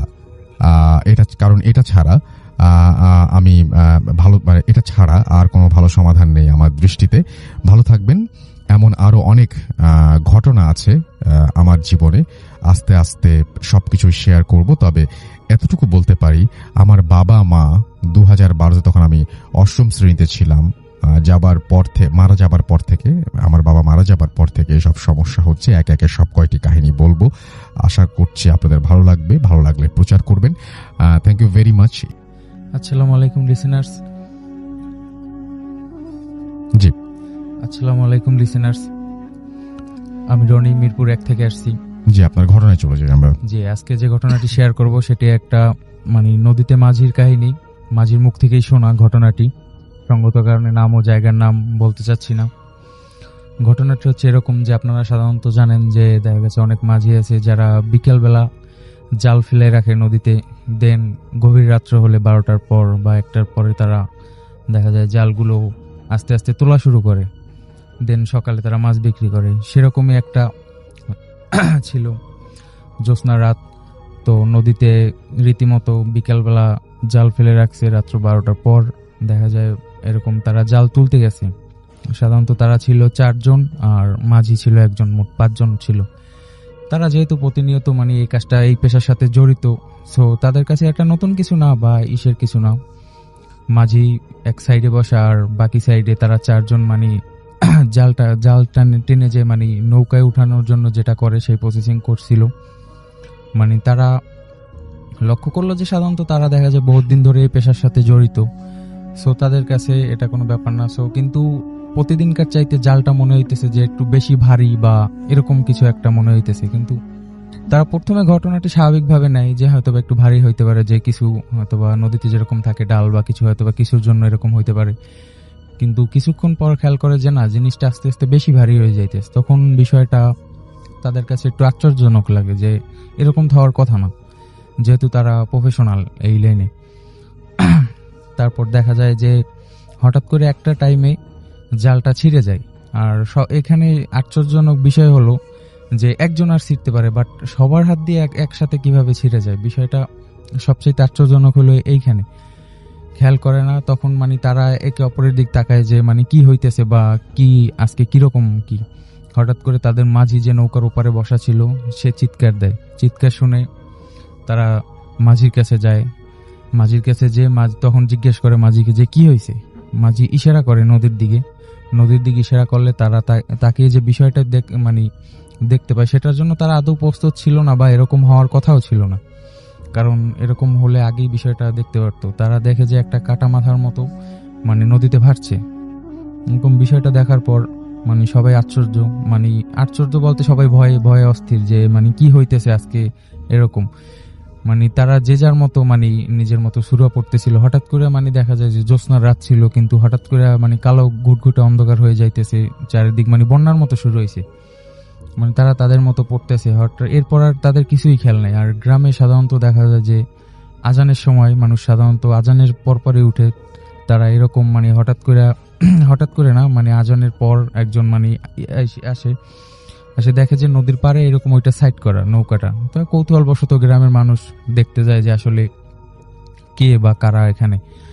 দেখতে যে তাদের দেখা যায় যে অজ্ঞান অবস্থায় পায় ওখানে। পরে তাদের বাসায় নিয়ে আসা হলে প্রাথমিকভাবে হুজুর ডাকা হয়। হুজুরে প্রাথমিক পানি টেনে দেয়। পরে দেখা যায় নামাজের পরে পুরো ঘটনাটি তাদের কাছ থেকে শোনে হুজুরে, যে আসলে কি হয়েছিল তাদের সাথে। ঘটনাটি শোনার পর ওখানে একটা হুজুর ছিল যে জিন হাজির করতে পারতো। ওনার কাছে ঘটনাটি সম্পূর্ণ খুলে বলার পর উনি রাত্রেবেলা দেখা যায় যে করে, তো ওনার যে আসর বা এরকম করে, তখন এটা পরবর্তীতে তাদেরকে বলে যে আপনারা যেখানে গেছিলেন বা যেখানে মাছ ধরার জন্য ছিলেন ওখানে একটা জিনের বসবাস ছিল অনেকদিন ধরে, আপনারা তার থাকায় ডিস্টার্ব করছেন দেখা তাদের মানে সে রাগান্বিত হয়ে আপনাদের মানে এরকম ভয় দেখাইছে। পরবর্তীতে দেখা যায় তাবিজ বা পানি পড়াটরা যেটা মানে রীতিমতো দেয় আর কি, এরকম দেয়। পরবর্তীতে আর তাদের সাথে কিছু হয়নি। এই ছিল আমার ঘটনা রাসেল ভাই। Thank you so much. আমরা পরের অতিথির কাছে যাব। আপনার নামটা প্লিজ একটু বলবেন, তারপরে আপনার ঘটনায় যাব এবং আশা করছি যে তার ঘটনাটা আপনার ভালো লাগবে। বলবেন। আসসালামু আলাইকুম রাসেল। ওয়ালাইকুম আসসালাম। আমার নাম তুহিন, আমি এসেছি মিরপুর 1 নম্বর থেকে। তো আমার যে ঘটনা, আমি জায়গাটার আগে একটু বিবরণ দিচ্ছি। জায়গাটা ছিল বরিশালের মঠবাড়িয়া থানার সামনেই একটা জায়গা, আপনার পানি উন্নয়ন বোর্ড। তো সরকারি এরিয়া, বিশাল এরিয়া নিয়ে জায়গাটা করা। তো স্বাধীনের অনেক আগে থেকেই আপনার জায়গাটা করা, সরকারি পানি উন্নয়ন বোর্ড। তো অনেক পুরাতন বিল্ডিং ছিল। আমরা ঘটনায় চলে যাই সরাসরি। হ্যাঁ, মানে জায়গা কোথায় এগুলো না জানি, আমরা ঘটনায় চলে যাই। ঘটনা ছিল আমার এক চাচার সঙ্গে। তো আপনার একদিন গভীর রাত্রে চাচা স্বপ্ন দেখে যে ওইখানে যে একটা পুকুর ছিল, তো ওই পুকুরে যদি উনি মাছ ধরতে যায় তো তাইলে উনি অনেক মাছ পাবে। স্বপ্নে দেখা উনি জাল নিয়ে মাছ ধরতে গেছে। আর ওনার পেশাই ছিল মাছ ধরা, মাছ বিক্রি করা এগুলা। তো উনি স্বপ্নটা দেখা চাচিকে বইলা মাছ ধরতে গেল। মাছ ধরতে যাওয়ার পরে উনি 3 থেকে 4টা জাল দিয়ে খেয়াও দেওয়ার পরে অনেক মাছ পাইছে, প্রায় 1 মনের মতো।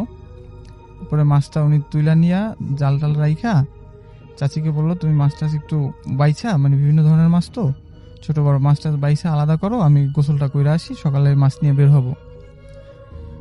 এই বলে গোসল করতে গেল চাচা। তো রাত্রে 1 ঘন্টা 2 ঘন্টা আসতেছে না। এরপরে চাচি মানে টেনশন করে খুঁজতে যাই, কোথাও পেল না। পরে পাশের বাসার লোকজনকে ডাকা হলো, যেরকম মাছ পাইয়া রাইখা গোসল করতে গেল এই পুকুরেই, কিন্তু আসতেছে না। এখন এরকম প্রায় 1 দিন কাইটে গেছে, খুঁজতেছে, কোথাও পাচ্ছে না। পরবর্তী দিনে যখন অন্য লোক ওই পুকুরে গোসল করতে যায়, তখন মানে একটা পচা গন্ধ আসতেছে পুকুরের পানি থেকে। তো মানে খোঁজাখুঁজি করতে করতে কিসের গন্ধ এই করতে করতে হঠাৎ করে মানে দেখা যায় যে ঘাটের নিচের থেকেই যদি পানিটা লাগা লাগতেছে তাহলে গন্ধ বেশি আসতেছে। পরে মানে ওইখানে একজন মানে কি হয়েছে, মাছ টাছ মরছে কিনা এটা দেখার জন্য মানে ঘাটের নিচে যাই দেখে যে ওইখানে একটা কিছু মানুষের মতো। পরে মানে উনি ভয় পাইয়ে উপরে উঠে যায়।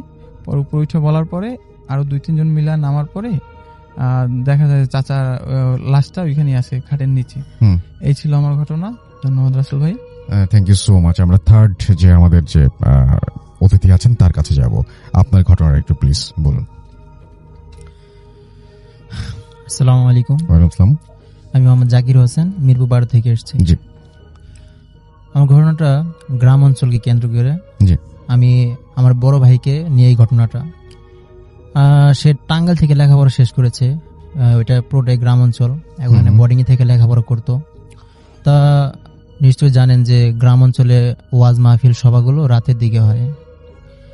এখন সবাই তারা 5-6 জন বন্ধু মিলে যাচ্ছে। তা পাশে ধান ক্ষেত আর উপরে চাঁদ আছে। এখন তারা বন্ধুরা মিলে গল্প করতে করতে যাচ্ছে। এমন সময় ভাইয়া থমকে দাঁড়িয়ে যায়। তা কি দেখে দাঁড়ায় সেটা তার বন্ধুরা খেয়াল করেনি। এখন তার বন্ধুরা তো গল্প করতে করতে সামনের দিকে যাচ্ছে। এখন এক সময় দেখে যে আমার ভাইয়া নেই। তো ভাইয়াকে খোঁজাখুঁজি শুরু করে দেয়, কিরে ও আমাদের সাথে ছিল, এখন কোথায় গেল? তা খুঁজতে খুঁজতে পেছনের দিকে আবার চলে আসে। তো এক সময় দেখে যে ও অনেকটা পথ আগেই ওখানে দাঁড়িয়ে আছে ক্ষেতের পাশে রাস্তায়। তো ওর কাছে গিয়ে বলে যে কিরে তুই এখানে দাঁড়িয়ে আছিস, কিন্তু ভাইয়ের কাছ থেকে কোনো রেসপন্স পাচ্ছে না ওরা। তো ভাইয়ার শরীরে হাত দিয়ে বলে যে কিরে কি হয়েছে তোর? ও মানে কোনো নাড়াচাড়াই করছে না, ওর মতো দাঁড়িয়ে আছে নাছর বান্দার মতো। তো ওকে মানে একটু হাতটা ধরলো, ও হাত মানে ছিটকে সরিয়ে দিল তাদেরকে। পরে বলল কি হয়েছে রে? এখন ওরা তো সবাই জানে যে ভাইয়া তুলার আসি, হয়তো কিছু হয়েছে একটা, এই কথা ভেবেই 2 জন 2 পাশে গিয়ে ধরলো। কিন্তু দেখছে 2 জন পারছে না। তখন 3 জন 4 জন 5 জন মিলে অনেক কষ্ট করে তাকে বোর্ডিং এ নিয়ে আসলো। তার বিছানায় শুয়ে রাখলো। শুয়ে রেখে যে ওরা তো বুঝতেই পেরেছে কারণ আর ভাইয়ার সাথে এর আগে অনেক ঘটনা ঘটেছে। তো সে কি করলো, আমাদের ওইখানে একটা হাফিজি মাদ্রাসার একটা হুজুর আছে, সেই হুজুরকে ডাক দিল, কল দিয়ে ডাক দিয়ে বললো, কারণ সে এইসব জিন এইসব কিছু ছাড়ায়, সেজন্য তাকে রাতে ডাক দিয়ে আনা হলো। সে কি করলো, ভাইয়াকে বসানোর পর আর তার কনিষ্ঠাঙ্গুল একটু চাপ দিল, চাপ দেওয়ার পর সাথে সাথে ভাইয়া একটু তার হাতটা একটু মানে ঝ্যাংটা দিয়ে উঠলো, গ্রামের পাশে যেটা বলে। তা বললো যে তুই কোথা থেকে এসছিস? তো কিছুই বলছে না। পরে বলছে ভালোই বলে বলছি কোথা থেকে এসছিস বল। পরে একটু মোটা গলা হয়ে গেল, বলছে যে আমি বলবো না, ওকে ছেড়ে আমি যাব না, ওকে আমার পছন্দ হয়েছে। পরে বললো দেখ, তুই ওকে ছেড়ে চলে গেলে তোরই ভালো হবে, এতে তোরই মঙ্গল, তুই ভালো ভালো চলে যা, আর তা না হলে যদি না যাস তাহলে আমি বাধ্য হবো তোকে বোতলে ভর্তি করতে। আচ্ছা, পরে তারপর অনেক জোরাজোরি করার পরে এক সময় রাজি হলো যে হ্যাঁ আচ্ছা ঠিক আছে আমি চলে যাব। পরে বলা যে ঠিক আছে তুই যে চলে যাবি সেটা বুঝবো কিভাবে? তো লিসেনার আপনারা সবাই জানেন যে গ্রাম অঞ্চলে দরজাগুলো থাকে 2 পাটের। তো বললো যে আচ্ছা ঠিক আছে আমি যাওয়ার সময় গেটে একটা পাট আমি ধাক্কা দিয়ে চলে যাব। পরে বললো আচ্ছা ঠিক আছে। তারপর কিছুক্ষণ পর গেটের একটা পাট শব্দ হলো, তখন সবাই বুঝতে পারলো যে না হ্যাঁ ঠিক আছে চলে গেছে। তারপর ভাইয়া মানে জ্ঞানে ফিরে আসলো, মানে সে অজ্ঞান হয়ে গেছিল। তা ওকে পানি দিয়ে জ্ঞান ফেরানো হলো। জ্ঞান ফেরার পর বললো আচ্ছা তোমার সাথে কি হয়েছিল বলো তো? পরে বলছে যে সবাই যাওয়ার পথে দেখলাম যে ধান ক্ষেতের ওইখানে একটা মানে জোনাকি পোকার মধ্যে একটু মোটা আলো, আমি দেখে ভাবলাম যে এটা আবার কি, এত মোটা আলো কিভাবে? জোনাকি পোকা হলে তো এত মোটা হয় না। আমি দেখার জন্য এখানে দাঁড়ালাম, আর ওরা সবাই সামনের দিকে যাচ্ছিল। তা হঠাৎ করে দেখি যে ওই আলোটা একটা মানুষের রূপ নিল। আমি মানে ভয় পেয়ে গেছিলাম, আর আমি নড়াচড়া করতেও পারছিলাম না।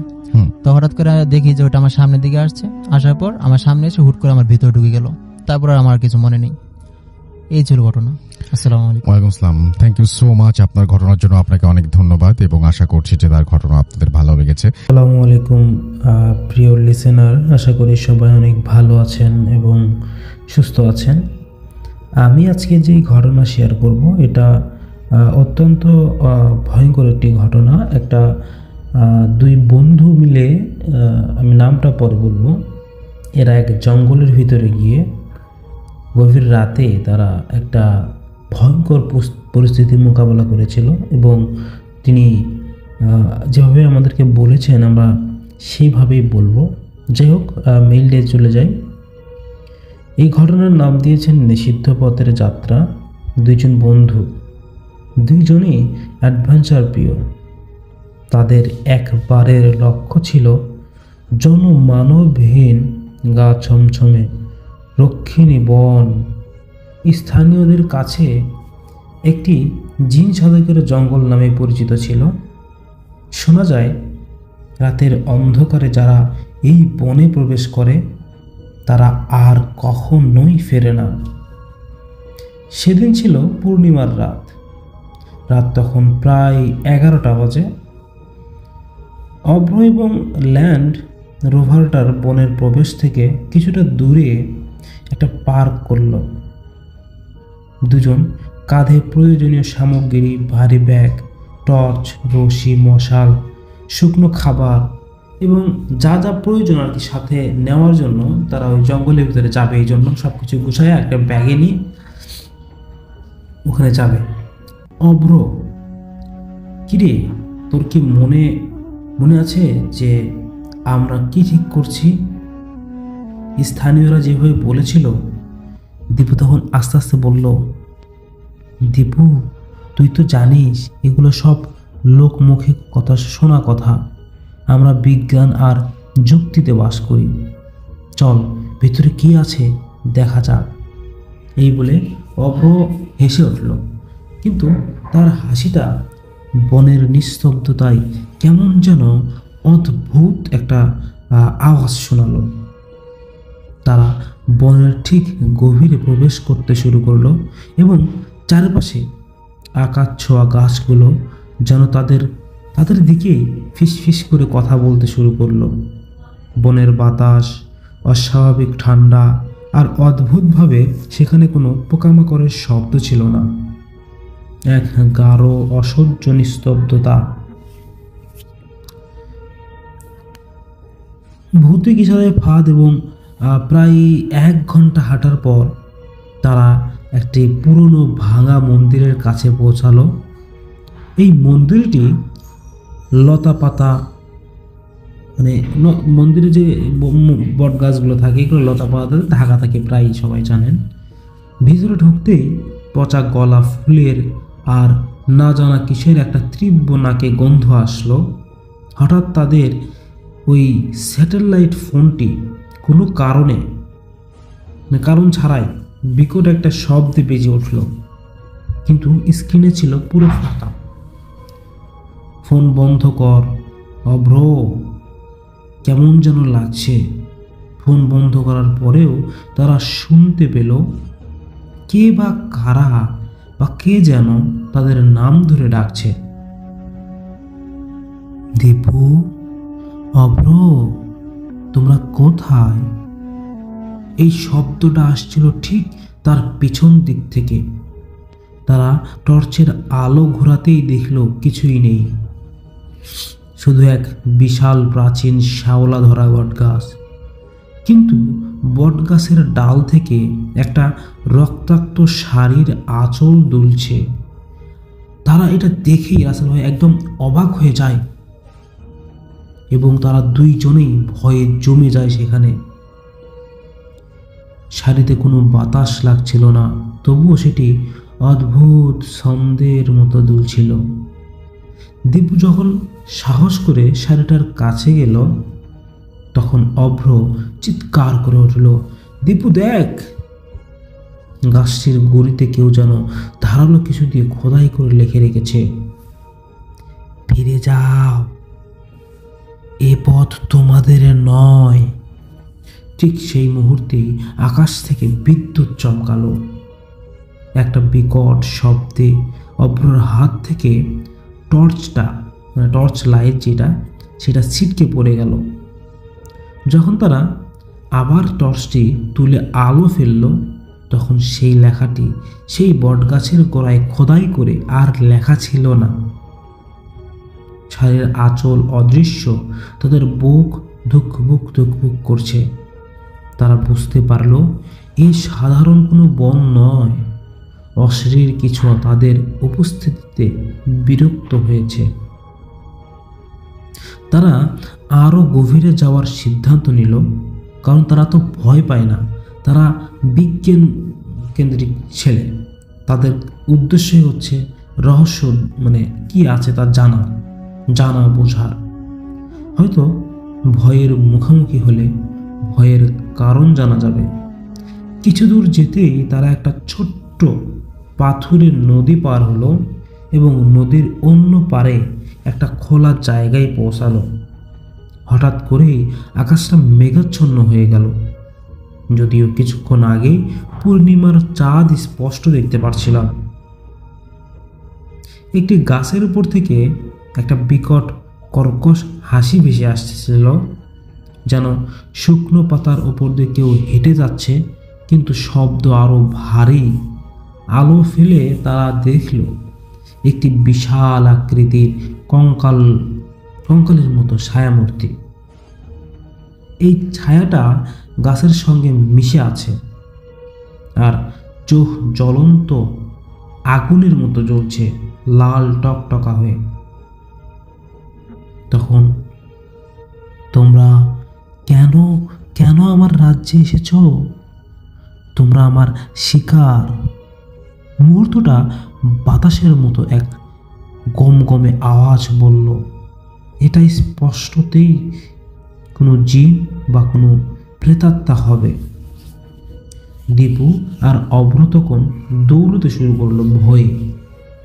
পিছন থেকে জিনটি তাদের ধাওয়া করছে।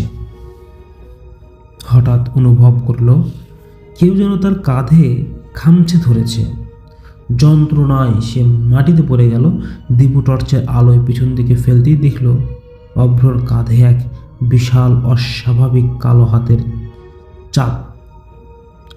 হাত চেপে আছে। হাত দেখতে পারছে দীপু, তখন ওরা দেখতে পারছে। এখন দীপু কি করবে?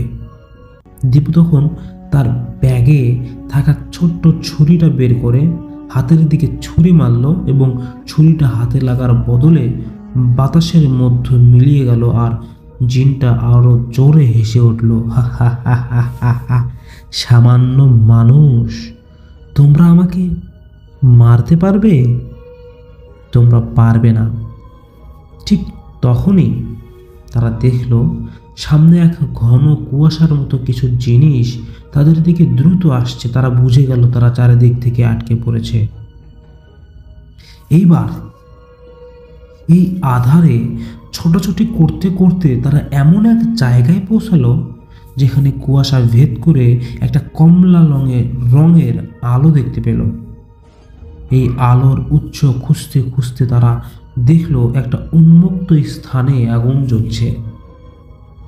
মাঝখানে একটা উঁচু বেদির মতো জায়গা, একজন লোক বসে আছেন সেখানে। তিনি একজন তান্ত্রিক কবিরাজ।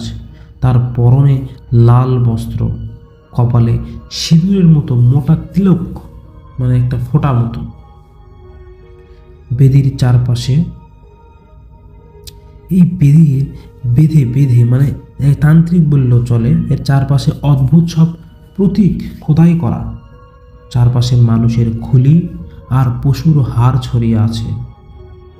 কবিরাজ তখন গভীর যজ্ঞ করছিলেন। আগুনের শিখা অস্বাভাবিক রকম বড় আর অস্থির। তিনি কিছু একটা মন্ত্র পাঠ করছিলেন যা আমরা বুঝতে পারছিলাম এবং শুনতেও পারছিলাম, আর শুনতে অনেকটা পুরনো কোনো ভাষার মতো।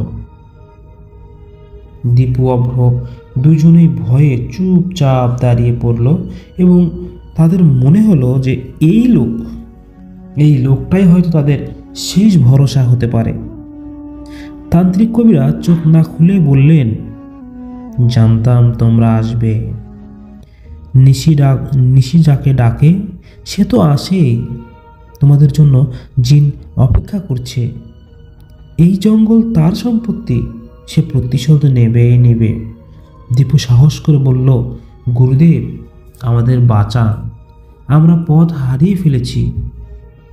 তান্ত্রিক কবিরাজ তখন আর যজ্ঞের আগুন থেকে এক চিমটি ছাই তাদের দিকে ছুড়ে দিলেন এবং এই ছাই তোমাদের চারপাশে গণ্ডি কেটে রাখবে। এ শুধু কিছুক্ষণের জন্য রক্ষা করবে। তোমাদের এখনই এখান থেকে বের হতে হবে। আজ পূর্ণিমা জিনের শক্তি সর্বোচ্চ। এরপর তিনি ছোট একটা তামার মাদুলি অভ্রর হাতে দিলেন। এটা তোমাদের পথ দেখাবে। এর শক্তি ফুরিয়ে গেলে তোমরা আর ফিরতে পারবে না। সাহস ফিরে পেয়ে দীপু আর অভ্র সেই মাদুলি হাতে নিয়ে পুনরায় জঙ্গলের প্রবেশের পথের দিকে ছুটল এবং মাদুলিটি প্রথমে ঠান্ডা ছিল, কিন্তু যত তারা বনের ভিতরে যাচ্ছে তত এটা উত্তপ্ত হয়ে গলতে শুরু করলো এবং তারা অনুভব করলো যে এই মাদুলিটা মানে এই গরমের কারণে আস্তে আস্তে ক্ষয় হয়ে যাচ্ছে, শেষ হয়ে যাচ্ছে। তারপর তাদের জীবনের যত শক্তি ছিল ওই শক্তি সহ যত জোরে দৌড়াচ্ছে মাদুলিটাও তাদের সাথে সাথে পথ দেখাচ্ছে। তারা অনেক স্পিডে জঙ্গল থেকে বের হয়ে যেই আসছে আর সাথে সাথে মাদুলিটাও নিস্তেজ হয়ে গেছে এবং তারা যে জঙ্গলে ঢোকার পথে যেই জায়গায় গাড়িটা রেখেছিল তাদের, সেই গাড়িটা নিয়ে তারা কোনো মতে ওই রাত ফজরের দিকে তারা ওই জঙ্গল ত্যাগ করেন এবং তারা বাসায় ফেরার পরে এই ঘটনাটি সারা বিশ্বে এবং বিভিন্ন টেলিভিশনে বা বিভিন্ন ইউটিউব ওয়েবসাইট সব জায়গায় তারা তুলে ধরে যে ওই জিনের শক্তি যে জঙ্গল, এই জঙ্গল যদি কোনো স্বাভাবিক মানুষ যায় সে কখনো ফিরে আসতে পারবে না। তারাও ফিরতে পারতো না যদি ওই তান্ত্রিক তাদেরকে এইরকম একটা মাদুলি না দিতেন। এই ছিল ঘটনা রাসেল ভাইয়া। যদি আমার ঘটনা ভালো লাগে তা অবশ্যই শেয়ার করবেন। ভালো থাকবেন। আসসালামু আলাইকুম। লিসেনার্স, আজকের ঘটনাগুলো শুনলেন তো কেমন লাগে আপনাদের? আমাদের ঘটনাগুলো বাছাই করা সকল ঘটনা যদি আপনাদের একান্তই ভালো লাগে তা অবশ্যই আমাদেরকে শেয়ার করবেন এবং আমরা কিন্তু প্রতিনিয়ত এরকম ভয়ঙ্কর সকল ঘটনাগুলো আপলোড করে থাকছি। আপনারা যারা আমাদেরকে ঘটনা পাঠাতে চান, যে আপনাদের সাথে ঘটে যাওয়া ঘটনা, তারা অবশ্যই আমাদেরকে ঘটনা পাঠাতে পারেন। আমরা আপনাদের ঘটনাগুলো নিয়ে একটা স্টোরি সাজিয়ে আমরা আপনাদেরকে শোনাবো। যারা ভূত এফএম ঘটনা পাঠাতে চান তারা অবশ্যই পাঠান। আর ভূত এফএম অব্যাহত থাকবে সারাটা জীবন। যারা ভূত এফএমকে ভালোবাসেন তারা অবশ্যই আমাদের এই চ্যানেলটিকে ভালোবাসতে হবে, কেননা আমরা সর্বদাই আপনাদেরকে নতুন নতুন সকল ঘটনা দিয়ে যাচ্ছি। লিসেনার্স, আজকের মতো এখানেই বিদায় নিচ্ছি। সবাই ভালো থাকবেন, সুস্থ থাকবেন। যারা যারা ঘটনা পাঠাতে চান তারা অবশ্যই ঘটনা পাঠাবেন। আমরা কিন্তু আপনাদের নিজেদের কণ্ঠে পাঠানো ঘটনাও কালেক্ট করে সেই ঘটনাগুলো কিন্তু পাঠাবো। মানে আপনারা রেকর্ড করবেন হাতে থাকা স্মার্টফোন দিয়ে। যদি নিজের কণ্ঠে পাঠাতে চান, নিজের কণ্ঠে ঘটনা পাঠাতে চাইলে রেকর্ড করে আমাদেরকে পাঠিয়ে দেবেন। আমরা প্রতিনিয়ত আপনাদের ঘটনাগুলো সবাইকে শোনাবো, এটা ভালো লাগবে। আজকের মতো বিদায় নিচ্ছি। আসসালামু আলাইকুম।